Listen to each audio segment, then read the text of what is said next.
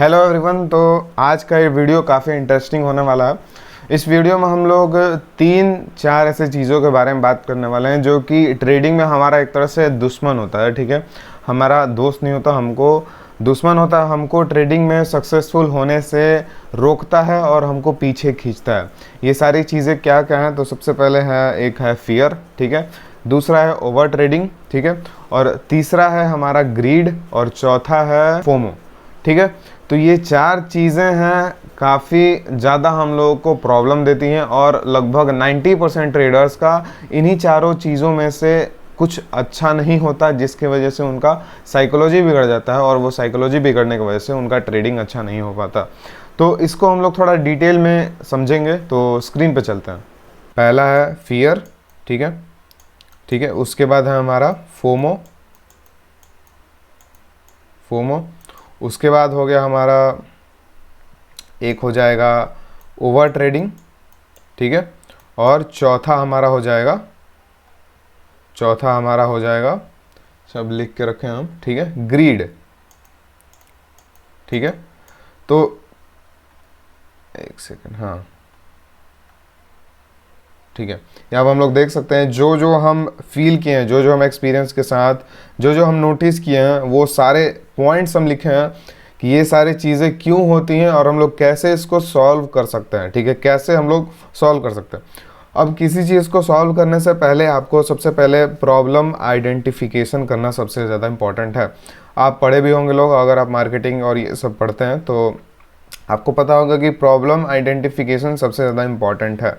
तो ये problem identification, इसको हम लोग नहीं बोलेंगे कि आपको 4 नाम पता है कि ग्रीड होता है, ओवर ट्रेडिंग होता है, फियर होता है, फोमो होता है।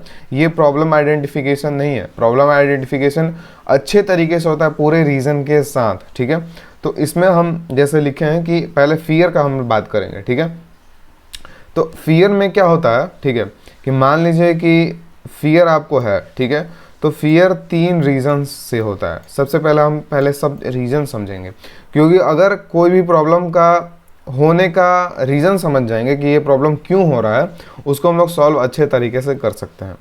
फियर हम लोग को क्यों हो सकता है, 3 तरीके हैं।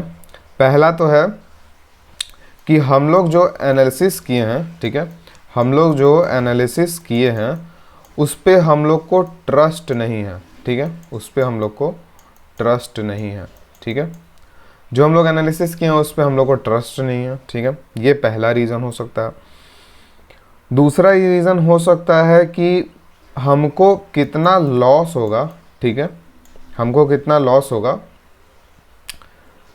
जैसे बताएं, हाँ लिखे हैं don't know how much I can lose. ठीक है, मतलब जैसे यहाँ पे सब देखे हैं। ठीक है, तो ये लिखे हैं, जैसे जैसे हमको पॉइंट आ रहा था वैसे वैसे लिखते जा रहे थे और सोचे कि जब कंप्लीट हो गया तो एक वीडियो बना दे। ठीक है, तो जैसे लिखा है कि don't know how much I can lose. ठीक है, मतलब आप जब ट्रेड लेते हैं तो आपको पता ही नहीं है कि हम इस ट्रेड में कितना लॉस करने वाले हैं। ठीक है, कितना लॉस करने वाले हैं।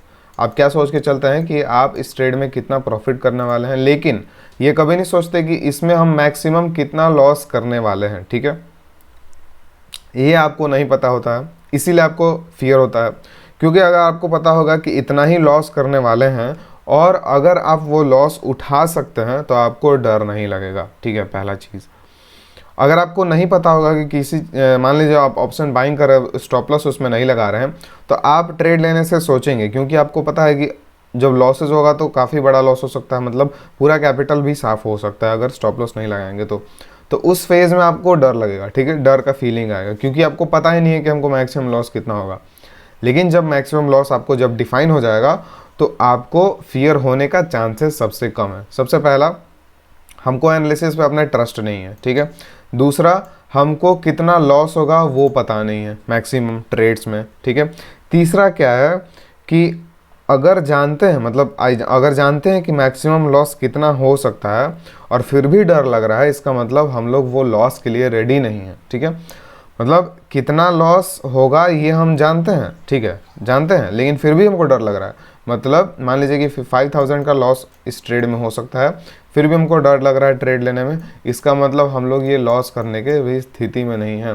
अभी हम लोग का साइकोलॉजी इतना बिल्ड नहीं हुआ। इसका मतलब क्या हुआ, हम लोग अपना क्वांटिटी डिक्रीज़ कर देंगे, हम लोग अपना क्वांटिटी डिक्रीज़ करके ऐसे लॉसेस में ला देंगे, मतलब उसी ट्रेड को 1000 लॉस पे, ठीक है, या 2000 लॉस का रिस्क के साथ चलेंगे, ठीक है।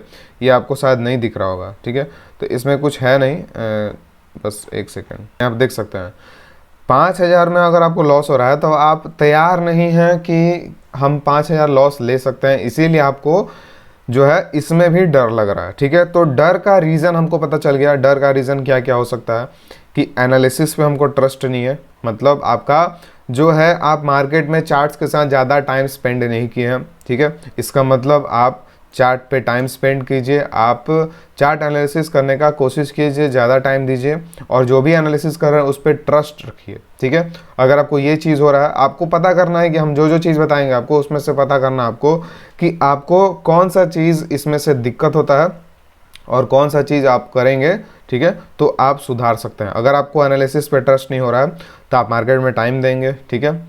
आप एनालिसिस को अपना इस तरीके से करें, इस तरीके से प्रैक्टिस करें कि आपको एनालिसिस पे खुद के ट्रस्ट हो जाए, ठीक है। तो ये हमारा ये सॉल्व करने का तरीका। कितना लॉस होता है वो आपको पता नहीं है तो आपको एसएल लगाना है, ठीक है। एसएल हर ट्रेड में आपको ट्रेड में घुसने से पहले, प्रॉफिट सोचने से पहले एसएल लगाना है, ताकि आपका ट्रेड में कितना लॉस हो वो डिफाइन हो जाए। ये भी सॉल्व हो गया। फिर से अगर आप किसी लॉस को के बारे में आपको पता है कि इतना लॉस हो सकता है लेकिन फिर भी डर लग रहा है, इसका मतलब आपको क्वांटिटी डिक्रीज़ करना है, ठीक है। और क्वांटिटी डिक्रीज़ करके जो ट्रेड पर लॉस पर ट्रेड लेना है वो भी डिक्रीज़ हो जाएगा, ठीक है। इसको इस तरीके से सॉल्व करना है। तो अगर आपको फियर हो रहा है तो ये फियर का तीनों चीज़ हम आपको बता दिए हैं, ठीक है, कि फियर में क्यों होता है और कैसे हम लोग सॉल्व कर सकते हैं। दूसरा चीज़ आता है ग्रीड, ठीक है। तो ग्रीड क्या होता है, ग्रीड में लालच होता है, ठीक है। और एक चीज़ आप समझिए कि ग्रीड को कंट्रोल करने का एक ही तरीका है, वो हमारा है माइंडसेट, ठीक है, माइंडसेट। और एक चीज़ है हमारा सेटिस्फैक्शन, ठीक है, सेटिस्फैक्शन। तो सेटिस्फैक्शन के लिए आपको क्या करना है कि आप जब भी ट्रेड कर रहे हैं मार्केट में, ठीक है, तो ये समझिए कि मार्केट भगवान है, ठीक है, ये आप लेके चलिए मार्केट भगवान है, और आज का या कल का जितना भी मार्केट प्रॉफिट दे के आपको देता है, ठीक है, मतलब मान लीजिए आप सोच के आए थे कि 2000 प्रॉफिट करेंगे, आपको 500 में प्रॉफिट मिला, तो आप सेटिस्फाई हो जाइए, ठीक है। अगर आपका रूल के हिसाब से उतना ट्रेड फिक्स हो गया, मतलब रूल आप मान लीजिए बनाए कि 2 ट्रेड ही लेना है आपको, अब 2 ट्रेड आप ले लिए और आपको 500 ही प्रॉफिट हुआ, ठीक है, आपको सेटिस्फैक्शन रखना है। पहले तो रूल फॉलो करना है, उसके बाद सेटिस्फैक्शन रखना है कि मार्केट भगवान है, हमको जो दे दिए हम बहुत खुश हैं, ठीक है, हम उनके आभारी हैं कि हमको 500 रुपया दे दिए। आपको एक चीज़ ये क्यों बोले सेटिस्फैक्शन, क्योंकि सेटिस्फैक्शन से आप मार्केट में हम्बल बनेंगे, ठीक है। और जब हम्बल बन जाएंगे ना तो आप छोटे से प्रॉफिट से भी सेटिस्फाई होने लगेंगे, तो आप हम्बल बन जाएंगे। और हम्बल बनने से क्या होगा आपको कि आप मार्केट से लड़ेंगे नहीं, और जब मार्केट से लड़ेंगे नहीं तो आप ओवर ट्रेडिंग नहीं करेंगे, ठीक है। तो सब चीज़ एक तरह से कनेक्टेड है। ग्रीड में क्या है, आपको सेटिस्फैक्शन चाहिए, आप अपने रूल को फॉलो कीजिए, रूल के हिसाब से आपका ट्रेडिंग अगर आपका कंप्लीट हो गया, आपको जो भी लॉस या प्रॉफिट मिलता है उससे सेटिस्फाई होकर आराम से निकल जाइए, क्योंकि मार्केट भगवान है और मार्केट को जो भी हमको दे रहा है, ठीक है, वो हमको लेके चुपचाप निकल जाना है, हाथ जोड़ के हम्बली एकदम निकल जाना है, ठीक है। क्योंकि अगर लड़ने लगेंगे तो हमको पता है कि हम ही को लॉस होगा। तो ये सब चीज़ें बोलें कि हमको पता है कि हम ही को लॉस होगा इसलिए हम निकल जाएंगे, उसके लिए चाहिए हम लोग को माइंडसेट। तो आपको माइंडसेट पे बिल्ड करना है, आपको माइंडसेट एकदम स्ट्रांग करना है, और वो जल्दी नहीं आएगा, वो आपको बहुत समय लगेगा। और माइंडसेट स्ट्रांग करने के लिए आपको बताएं कि ट्रेडिंग में ट्रेड का पोर्टल खोलिए और पोर्टल खोल के बैठ जाइए रोज़, और ट्रेड मत कीजिए, देखिए ट्रेड मत कीजिए, देखिए ट्रेड मत कीजिए, इससे आपका माइंडसेट स्ट्रांग होगा। और सेटिस्फैक्शन आपको बता दिए, वो हम्बल बनाएगा आपको, और हम्बल बनाएगा तो वो आप उससे क्या करेंगे कि ओवर ट्रेडिंग करना बंद कर देंगे, ठीक है। फिर तीसरा बात है ओवर ट्रेडिंग। तो ओवर ट्रेडिंग का रीज़न आपको बता दिए, पहला तो होता है ग्रीड। ओवर ट्रेडिंग का जो रीज़न होता है वो पहला होता है ग्रीड, और दूसरा रीज़न होता है ओवर ट्रेडिंग का वो होता है हमारा इंस्टेबिलिटी, ठीक है, इंस्टेबिलिटी, मान लीजिए आप, इंस्टेबिलिटी क्यों आता है, ठीक है। अब पहला रीज़न आपको बता दिए कि ओवर ट्रेडिंग हम लोग ग्रीड के साथ करते हैं, ठीक है। तो ग्रीड का सॉल्यूशन आपको बता दिए कि सेटिस्फाई रहना है और माइंडसेट स्ट्रांग रखना है, कैसे वो भी बता दिए। सेटिस्फाई रहेंगे तो आप हम्बल रहेंगे, हम्बल रहेंगे तो ओवर ट्रेडिंग नहीं करेंगे। ग्रीड का शॉर्ट हो गया हमारा। अब इंस्टेबिलिटी हमको क्यों होता है, अचानक आपको फील होता होगा कि जब ट्रेड ले रहे हैं और लॉस हुआ और फिर अंदर से एकदम बेचैन हो गए, फिर से ट्रेड किए, फिर लॉस हुआ, फिर बेचैन हुए, फिर ट्रेड किए, फिर लॉस हुआ, फिर बेचैन हुए, ट्रेड किए। इंस्टेबिलिटी क्यों आता है, क्योंकि आपके पास रूल्स हैं ही नहीं, ठीक है। इंस्टेबिलिटी इसलिए आता है क्योंकि आपके पास रूल्स हैं ही नहीं। तो इससे क्या मतलब है कि आपको रूल्स बनाना है, ठीक है। इसका मतलब आपको रूल्स को क्रिएट करना है जिससे हमको इंस्टेबिलिटी जो है वो ख़त्म हो सके। और रूल्स जैसे ही क्रिएट करेंगे और रूल्स को फॉलो कर लेंगे, और रूल्स को फॉलो करने के लिए आपको चाहिए माइंडसेट, ठीक है। रूल्स को फॉलो करने के लिए आपको चाहिए माइंडसेट। माइंडसेट स्ट्रॉन्ग करने के लिए आपको हम बता दिए प्रोसेस। इसके बाद क्या होगा, जब रूल्स फॉलो करने लगेंगे तो आपको सेटिस्फैक्शन होने लगेगा, और सेटिस्फैक्शन होने लगेगा तो आप हम्बल हो जाएंगे। आप हम्बल हो जाएंगे तो आपको ओवर ट्रेडिंग बंद हो जाएगा, ठीक है। तो ये सब चीज़ एक दूसरे से कनेक्टेड है। आपको ये चीज़, ये वीडियो में आपको समझ में आ रहा होगा कि कितना मज़ेदार है, कितना सही चीज़ बता रहे हैं सर, ठीक है। तो ये सारे चीज़ कनेक्टेड है। तो हम लोग ओवर ट्रेडिंग कैसे सॉल्व करें वो भी हम लोग सीख गए।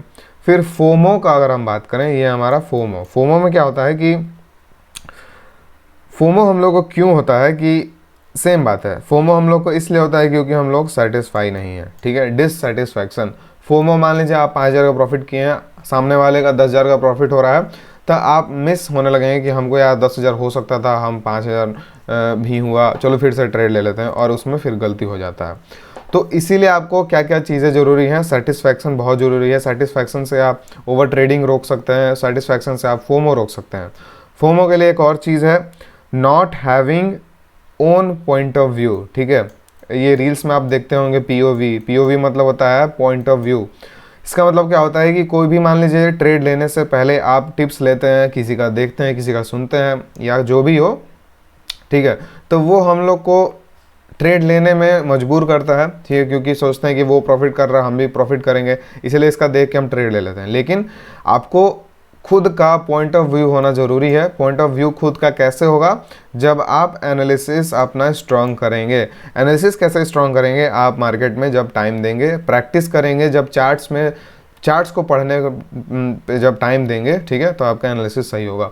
और एनालिसिस सही होगा तो एनालिसिस पे आपको ट्रस्ट होने लगेगा, और एनालिसिस पे जब ट्रस्ट होने लगेगा तो आपका पॉइंट ऑफ व्यू हो जाएगा क्लियर, ठीक है। और पॉइंट ऑफ व्यू जब क्लियर हो जाएगा तो आप किसी को देखने और सुनने से आपको फोमो नहीं होगा, ठीक है। तो ये पूरा एक तरह से खिचड़ी बन गया। इसको आप 2-3 बार वीडियो को देखिएगा, ठीक है। और इसको क्या कीजिए कि अपने भाषा में लिख लीजिएगा कहीं पे, क्योंकि ये हम बता रहे हैं कि आपको, मेरे हिसाब से, मतलब जो हमको अभी इस चीज़ में लर्निंग मिला है, मेरे हिसाब से पूरे यूट्यूब में, पूरे ट्रेडिंग में सबसे बड़ा लर्निंग है ये मेरे लिए, ठीक है। और आपके लिए भी ये लर्निंग हो सकता है, मतलब आपको लग रहा होगा तो आप बताइएगा कमेंट में कि ये मेरे लिए सबसे बड़ा लर्निंग था पूरे ट्रेडिंग जर्नी में, ठीक है।